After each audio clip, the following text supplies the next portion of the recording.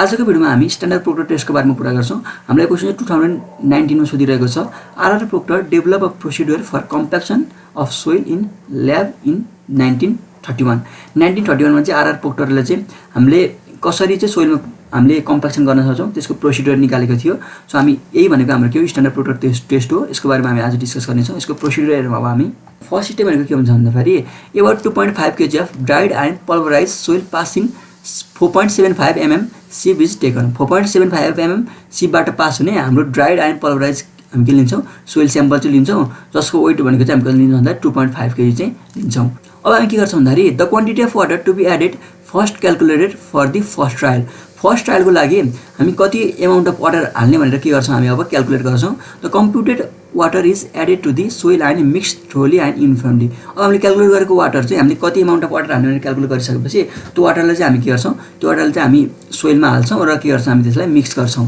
अब यसपछि हामी के गर्छौँ, the mould is clean and dried and the weight of the empty mould with the base plate but without collar is taken say W1 भनेको अब हामी के गर्छौँ भन्दाखेरि माउल्डको वेट लिन्छौँ होइन, माउल्डको वेट लिन्छौँ विथ बेस प्लेट लिन्छौँ, तर हामीले कोलारको वेट चाहिँ यसमा के गर्दैनौँ, कन्सिडर चाहिँ गर्दैनौँ। हाम्रो माउल्ड भनेको सिम्पली कस्तो हुन्छ भन्दाखेरि सो यो भनेको हाम्रो के भयो, यो भनेको हाम्रो माउल्ड भयो, यो भनेको हाम्रो के भयो बेस प्लेट भयो होइन, यो भनेको हाम्रो के भयो बेस प्लेट भयो। हाम्रो के हो, यो भनेको हाम्रो कोलार हो। कोलार चाहिँ हामी यहाँ माथिपट्टि चाहिँ हाल्छौँ होइन, यो माथिपट्टि चाहिँ हाल्छौँ। सो कोलारको यो यसको भन्दा हल्का के हुन्छ, यसको चाहिँ के अरे सर्कमफेरेन्स बढी हुन्छ सो होइन। त्यहाँ अब कोलारमा चाहिँ हामी के गर्छौँ भन्दाखेरि माथिबाट चाहिँ के गर्छौँ भन्दाखेरि हामी फोर्स चाहिँ एप्लाई गर्न सक्छौँ ताकि हामीले के गर्न सक्ने कम्प्याक्सन चाहिँ गर्न सक्ने भयो। अब हामी के गर्छौँ, now the collar is attach to the mould. अब के गर्छौँ भन्दा कोलार चाहिँ माउल्डमा के गर्छौँ हामी एट्याच गर्छौँ। The mould filled with wet soil in 3 equal layer. अब हामी के गर्छौँ भन्दाखेरि माउल्डमा चाहिँ के गर्छौँ भन्दाखेरि सोइल चाहिँ के गर्छौँ हामी फिल वेट सोइल चाहिँ हामी फिल गर्छौँ 3 इक्वल लेयरमा। Each layer is compacted with 25 uniformly blow with standard hammer of 2.5 kg and height of falling 300 mm।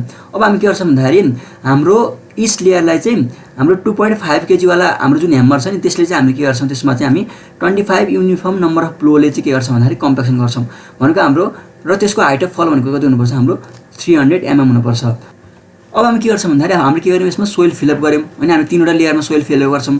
Soil fill up गरेपछि हाम्रो यो ह्यामर जुन छ यो ह्यामरको वेट भनेको कति हुन्छ, हाम्रो 2.5 kg हुन्छ। अब यसले चाहिँ हामीले के गर्छौँ भन्दाखेरि हाम्रो 25 नम्बर अफ ब्लोसम्म चाहिँ हामी के गर्छौँ भन्दाखेरि यसलाई चाहिँ के गर्छौँ, इच लेयरलाई चाहिँ हामी के गर्छौँ कम्प्याक्सन गर्छौँ। इच लेयरलाई चाहिँ हामी के गर्ने भयौँ 25 नम्बर अफ ब्लोले चाहिँ के गर्ने भयौँ हामीले कम्प्याक्सन गर्ने भयौँ। र हाम्रो यो जुन ह्यामर हुन्छ यसमा चाहिँ हाम्रो यसको हाइट अफ फल चाहिँ 300 mm चाहिँ के हुन्छ मेन्टेन चाहिँ गरेको हुन्छ। अब हामी के गर्छौँ, the collar is remove and extra soil is trimmed off to make it level with the top of the mould. अब हामीले के हुन्छ भन्दाखेरि यो हाम्रो माउल्ड भयो होइन। अब हामीले के गर्दाखेरि कम्प्याक्सन गर्दाखेरि हाम्रो केही माथि हल्का भागहरू चाहिँ के हुन्छ हाम्रो उठेको हुन्छ नि त होइन, यसलाई हामी के गर्छौँ ट्रिम गरेर फालिदिन्छौँ होइन। हामी यसलाई काटेर फालिदिन्छौँ, काटेर फालिसकेपछि हामी के हुन्छ हाम्रो यहाँ टपमा चाहिँ के हुन्छ हाम्रो युनिफर्म लेयर चाहिँ हुन्छ। सो लेभलमा आओस् टप भनेर चाहिँ हामी के गर्छौँ भन्दाखेरि एक्स्ट्रा पोर्सनलाई चाहिँ के गर्छौँ हामी ट्रिम गरेर फालिदिन्छौँ। The weight of the mould with base plate and compacted soil is taken W2। अब हामी के गर्छौँ भन्दाखेरि यसको हामी के गर्छौँ वेट चाहिँ लिन्छौँ, त्यसलाई हामी के भन्छौँ W2 भन्छौँ। Knowing the mass of the compacted soil W2 - W1 the bulk density gamma t is calculated होइन। अब हाम्रो के हुने भयो, यहाँभित्र हाम्रो कति सोइलले चाहिँ कम्प्याक्टेड सोइलको वेट भनेको हामीलाई थाहा हुने भयो। W2 - हाम्रो W1 गऱ्यौँ भने हाम्रो कम्प्याक्टेड सोइलको वेट आयो नि त होइन। हाम्रो सुरुमा W1 भनेको के थियो, W1 भनेको हाम्रो यसको इम्टी वेट थियो, W2 भनेको हाम्रो के भयो, हाम्रो यो पुरेको वेट भयो। सो हाम्रो पुरेको वेटबाट इम्टी वेट घटायो भने हाम्रो के आउने भयो, कम्प्याक्टेड सोइलको वेट आयो नि त। सो कम्प्याक्टेड सोइलको वेट भनेको हाम्रो के आयो, सो हाम्रो कम्प्याक्टेड सोइलको वेट भनेको कति भयो, W2 - W1 भयो। अब हामीले ब्लक डेन्सिटी फाइन्ड गर्नको लागि हाम्रो गामा टी भनेको सिम्पली के हुन्छ, W2 - के हुन्छ हाम्रो W1 पनि V हुन्छ। V भनेको हाम्रो के हो, V भनेको हाम्रो volume of the mould. Volume of the mould पनि हामीले के गर्न सक्छौँ, निकाल्न सक्ने भयौँ। यो हाम्रो सिलिन्डर छ भनेपछि होइन यसको हाम्रो भोल्युम पनि हामीले इजिली निकाल्न सक्ने भयौँ 4/3 पाइ RQ लाएर होइन। अब यसको हाम्रो भोल्युम पनि आयो होइन, र हामीलाई के छ हाम्रो कम्प्याक्टेड सोइलको वेट पनि छ भनेपछि हाम्रो के आउने भयो, गामा टीको भ्यालु चाहिँ आउने भयो। गामा टी भने हाम्रो के भयो, W2 - W1 अपन V भयो। अब हामी के गर्छौँ भन्दाखेरि वाटर कन्टेन्ट चेक गर्नको लागि हाम्रो कम्प्याक्टेड सोइलबाट अलिकति स्याम्पल हामी उठाउँछौँ, त्यसलाई हामी के गर्छौँ भन्दाखेरि ओभनमा लगाएर राख्छौँ। ओभनमा लगाएर हामी 24 आवर्सको लागि राख्छौँ र त्यसको टेम्परेचर भनेको चाहिँ के हुन्छ भन्दाखेरि ओभनको टेम्परेचर हाम्रो 105 डिग्री चाहिँ हामी के गरेर मेन्टेन गरेका हुन्छौँ।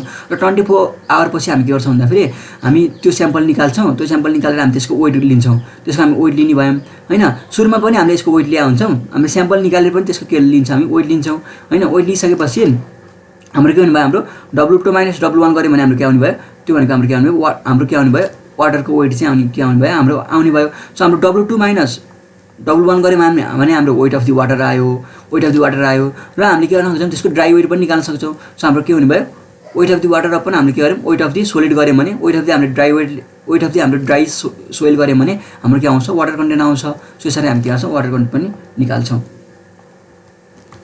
Dry density is obtain by dry density हाम्रो के हुन्छ गामा डी भनेको गामा टी अपन के हुन्छ हाम्रो 1 प्लस के हुन्छ हाम्रो W हुन्छ। W भनेको हाम्रो के भयो वाटर कन्टेन्ट भयो। वाटर कन्टेन्ट भनेको के हुन्छ हाम्रो वेट अफ वाटर अपन के हुन्छ हाम्रो वेट अफ सोलिड हुन्छ। A number of the test is perform with different water content and graph is plotted with water content being abscissa and dry density being ordinate. अब हामीले के गर्छौँ भन्दाखेरि graph plot गऱ्यौँ भने हाम्रो ड्राई डेन्सिटी भनेको हामीले केसमा राख्छौँ वाइ एक्सिसमा राख्छौँ र हाम्रो वाटर कन्टेन्ट भनेको हामीले एक्स एक्सिसमा राख्छौँ।